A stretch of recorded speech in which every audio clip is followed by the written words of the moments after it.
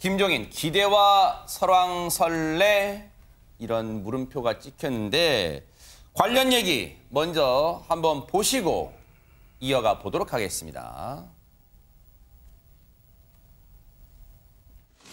그동안에 이 미래통합당이 만들어지는 과정에서 계속해서 쓰던 용어가 뭐냐면 보수 대통합으로 얘기를 했습니다. 그럼 제가 묻고 싶은 게 뭐냐면 보수는 무엇을 지향하는 정당이냐 하는 걸 묻고 싶어요. 도대체 보수라는 말 자체가 무엇을 지향하는 것이냐. 저는 이 보수라는 이 말 자체는 별로 좋아하지 않습니다. 제가 이 보수가 지향하는 가치인 자유는 우리가 끝까지 사수해야 한다고 하는 가치이기 때문에 지속적인 포용 성장을 위한 각종 제도를 확립하고 보건 체제를 재정립하며 4차 산업혁명을 위한 여건 조성 아울러서 이로 인해서 파생되는 기본소득 문제를 근본적으로 검토할 시기가 아닌가 생각을 합니다. 큰 차원에서 국가혁신, 경제성장에 도움이 되는 정책 및 예산은 적극 협력을 할 것입니다. 반대를 위한 반대는 더 이상 하지 않겠습니다. 국가의 발전을 위한 일, 국민의 안녕을 위한 일이라면 적극 여당과 협력하겠다는 말씀도 드립니다. 앞으로 보수란 말을 안 쓰겠다? 이거는 파격적입니까? 어떻게 봐야 됩니까? 뭐 제가 볼 땐 지금 미래통합당 상황에서 파격이 아니면 길이 안 보이는 상황이라는 생각이 들고요. 그 정도의 나름대로 좀 극단적인 방식일지는 모르겠지만 파격을 선보여서 국민에게 나름대로 좀 메시지를 전파할 수 있고 그것이 동의를 얻지 않게 되면 소위 개혁보수의 길이 쉽지 않다고 판단하는 것 같아요. 하지만 이제 문제는 뭐냐면 말을 물가까지 끌고 갈 수는 있지만 그 물을 마실 건지 안 마실 건지는 말이 판단할 문제니까 지금 당내에서 많은 얘기들이 나오고 있는 부분들은 그런 부분들이거든요. 그러니까 저는 이 파격에 대해서 그 새로운 파격이라는 옷을 잘 입을 수 있을지 없을지가 상당히 큰 문제인 것 같고요. 제일 큰 문제는 저는 탄핵 이후에 탄핵 유권자연대가 만들었다고 생각이 들어요. 그러니까 이것이 소위 견고한 여당의 지지가 되고 있는 건데 이것들을 깨지 않는다면 근데 이걸 깰 수 있는 방법이 뭐냐? 그건 개혁보수의 길이거든요. 근데 지금까지 과거를 보게 되면 뭐 보이콧하죠, 장애 집회했죠, 막말했죠 이런 것들이 계속 많았었죠. 그러니까 보수의 본질적 가치와 무관한 방식을 통해서 자기 정치를 허물어버렸던 과거들이 분명히 있습니다. 좀 그렇다면 이제는 좀 중도화 전략으로 가야 된다라는 생각이 들고요. 그런 측면에서는 민생과 경제라고 하는 부분들 이 부분을 건드리게 이제 기본소득이라는 개념을 가지고 지금 김종인 비대위원장이 제시를 한 것 같고요. 또 하나는 평화 문제도 마찬가지예요. 남북 문제를 과거 같은 방식으로 접근하게 되면 저는 국민들이 보수 진영의 대북 정책에서 동의하지 않는다고 봐요. 이런 전반적인 중도화 전략들을 수행을 해야 되는데 그러기 위해서는 적어도 김종인 비대위원장 입장에서는 좀 더 파격적인 방식을 통해서 깃발을 세울 수밖에 없는 상황이 생각이 분명히 들고요. 저는 그래서 저 길을 잘 따라갔으면 좋겠다는 생각이 들어요. 왜냐하면 177석이라고 하는 거대한 여당을 견제할 수 있는 힘은 민심과 여론일 수밖에 없습니다. 근데 민심과 여론을 얻기 위해서라면 야당이 변해야 되는 거죠. 근데 변하지 않는다면 그냥 독주의 가능성이 되게 높다는 생각이 들어서 지금부터 소위 따뜻한 성장이라고 얘기하는 보수라고 한 이름을 얘기하지 말자. 오히려 따뜻한 성장이라는 얘기를 한다면 국민들이 더 동의할 수 있지 않을까라고 하는 생각을 하시는 것 같고요. 저는 그런 측면에서 전조는 보였다. 그러니까 소위 보수의 개혁의 전조는 보였다. 하지만 길은 그렇게 만만치 않은 것 같다. 왜냐하면 뭐 최근에 장제원 의원을 비롯한 많은 분들의 발언들을 보게 되면 가시밭길이지만 저는 이걸 건너야지 뭐 보수의 미래가 보이지 않을까 이렇게 생각을 합니다.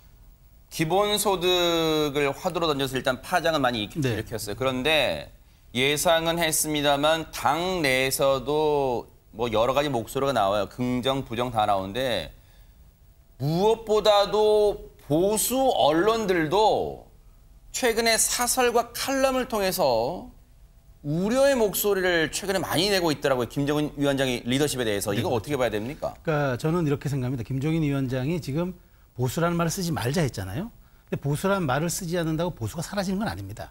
중도라는 말을 쓴다고 갑자기 중도 정당이 되는 거 아닙니다. 그러니까 미국의 전략가이자 조지 레이코프가 쓴 책을 보면 코끼리는 생각하지 말라는 책이 있습니다. 이게 뭐냐면 코끼리를 생각하지 말라고 얘기하는 순간 계속 코끼리가 떠오른다는 거죠. 그렇기 때문에 오히려 그 함정에 빠진다는 겁니다. 그런데 김종인 위원장이 국민에게 당이 변하고 있다는 확실한 시그널은 줬어요. 시그널은 줬는데 그러니까 이게 우리는 보수를 버리겠다고 했잖아요. 그러니까 이제 이쪽 일부 언론이나 당의 일부 의원들은 이러면 우리가 보수를 보수라 부르지 못하면 홍길동이라 부르냐 뭐라 그러냐 이렇게 지금 얘기를 하는데 저는 어찌됐건 국민의 시선을 집중시키는 데 성공했는데 앞으로 자 그러면 보수가 아님을 입증하는 정책을 어떻게 내놓고 네. 이것을 가지고 정기국회 때 얼마나 성과를 내놓느냐. 저는 김종인 그 호의 과제가 저는 말은 레토릭은 누구나 할 수 있어요. 그러나 실제 결과를 어떻게 내고 성과를 어떻게 내고 그것이 내년 4월 김종인 대표 임기까지 그 재보선 임기 때까지 과연 얼마만큼의 성과를 내놓을 것인가. 저는 그것이 과연 정치 정체성보다는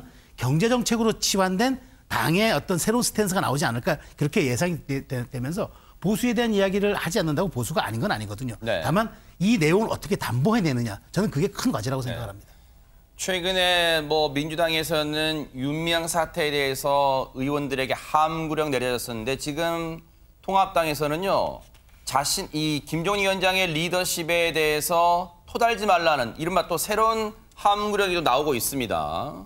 그러니까 지금 본인이 뭐 이렇게 파격을 하고 진취적으로 하겠다 그러는데 시대에 맞지 않는 방식으로 그걸 하려고 하는 거예요. 그거는 굉장히 저는 잘못됐다고 생각합니다. 그러니까 이런 건 말하지 마라, 이런 건 쓰지 마라, 이럴 필요가 없어요. 좀 우리 최수영 평론가님 잘 말씀해 주셨지만 그 가치와 지향점과 정체성을 보여주면 되는 거예요, 그냥.